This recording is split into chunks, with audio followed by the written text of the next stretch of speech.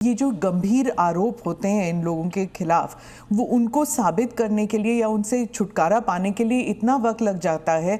आप जैसे जो डेमोक्रेसीज हैं, बाकी डेमोक्रेसीज हैं, वहाँ पे क्या होता है कि वो हट जाते हैं और फिर वापस लाते हैं। यहाँ पे तो जेल में डाल देते हैं। देखिए, जेल में डालने का जो प्रावधान है वो एनडीए सरकार ने नहीं बनाया है, वो सालों से यहाँ चल रहा है।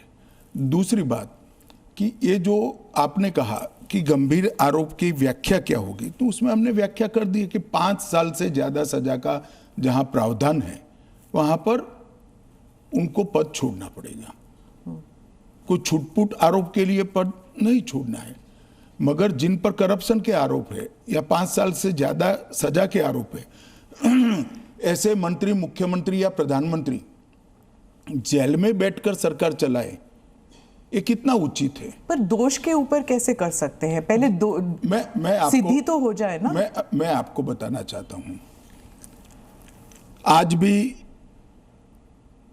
भारत के जन प्रतिनिधित्व कानून जो है उसके अंदर प्रावधान है कि किसी भी चुने हुए प्रतिनिधि को 2 साल या इससे अधिक समय के लिए सजा होता है तो वो अपने स्थान से मुक्त हो जाएंगे सांसद के रूप में।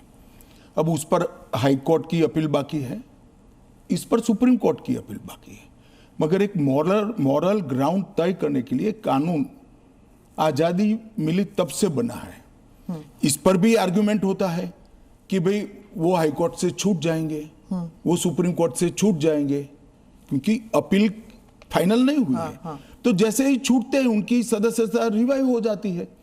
कई सारे लोगों की सदस्यता समाप्त हो गई और तुरंत रिवाइव भी हुई, ऊपर से सजा का स्टे मिलने के बाद। पर इस दौरान उनका राजनीतिक कुछ नहीं होता है ना सर। सत्येंद्र जैन का देख लीजिए, उनके 4 साल कौन लौटाएगा? उनकी जो पॉलिटिकल लाइफ है वो तो खत्म हो गई ना। नहीं, मगर 4 साल तक उनको जमानत नहीं मिला, केस अभी चालू है।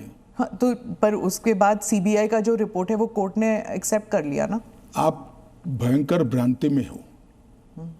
जिस एफआईआर में वो 4 साल जेल में रहे, वो एफआईआर में क्लोजर रिपोर्ट नहीं भरी गई। क्लोजर रिपोर्ट 2022 के केस में भरी गई।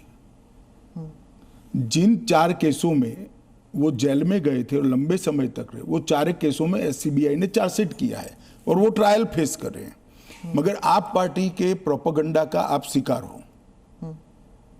सत्येंद्र जैन जी को जिस केसों में लंबा समय जेल में रहना पड़ा, वो सारे के सारे केसों में चार्जशीट हुआ है और वो ट्रायल फेस कर रहे हैं। और अरविंद केजरीवाल जो थे उनका भी ऐसे ही हुआ था, बेल मिला और फिर उसके बाद वो वापस आ गए। क्या यही होने वाला है हर नॉन बीजेपी चीफ मिनिस्टर के साथ? तो आप मुझे एक बात का जवाब दीजिए। नॉन बीजेपी बीजेपी छोड़ दीजिए, दोनों के लिए समान कानून है, परंतु किसी ने भी जेल से सरकार चलानी चाहिए क्या?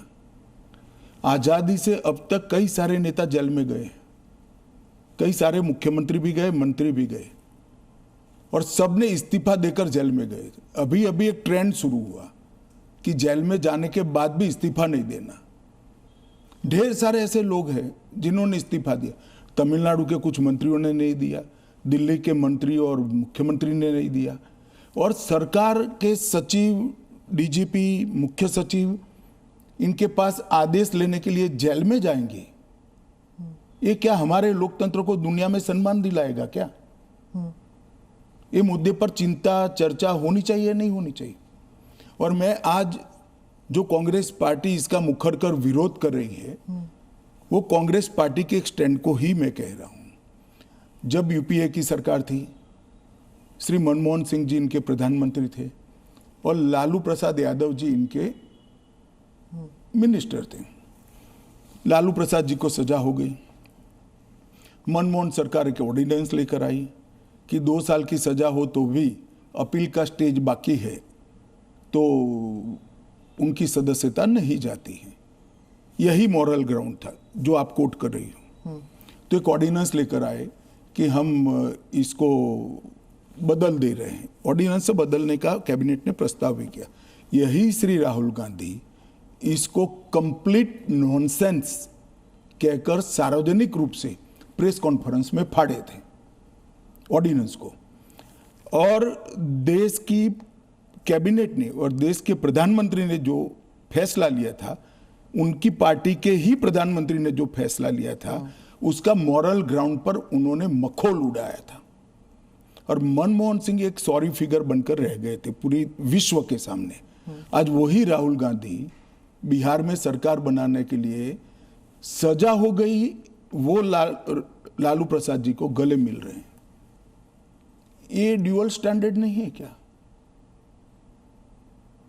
ये शोभा देता है क्या? 3 चीजों से ये सारे आरोप खारिज हो जाते हैं। एक तो प्रधानमंत्री जी ने स्वयं अपने आप को इसमें डाला है। एक जमाने में कांग्रेस 39वां संविधान, प्रधानमंत्री ने डाला है, पहले नहीं थे क्या प्रधानमंत्री? ना, पहले तो प्रोविजन ही नहीं था। तो जब कानून ड्राफ्ट हो रहा था तो उन्होंने खुद डाला अपना? हाँ, खुद डाला है। पहले 39वां जो संशोधन था, इसमें इंदिरा जी उपराष्ट्रपति राष्ट्रपति के साथ साथ खुद को भी इनके खिलाफ कोई वैधता नहीं रहती है चुनावी मुकदमों का, एक संविधान संशोधन लेकर आई थी। वो खैर कांग्रेस पार्टी और श्रीमती इंदिरा गांधी की नैतिकता का सवाल है।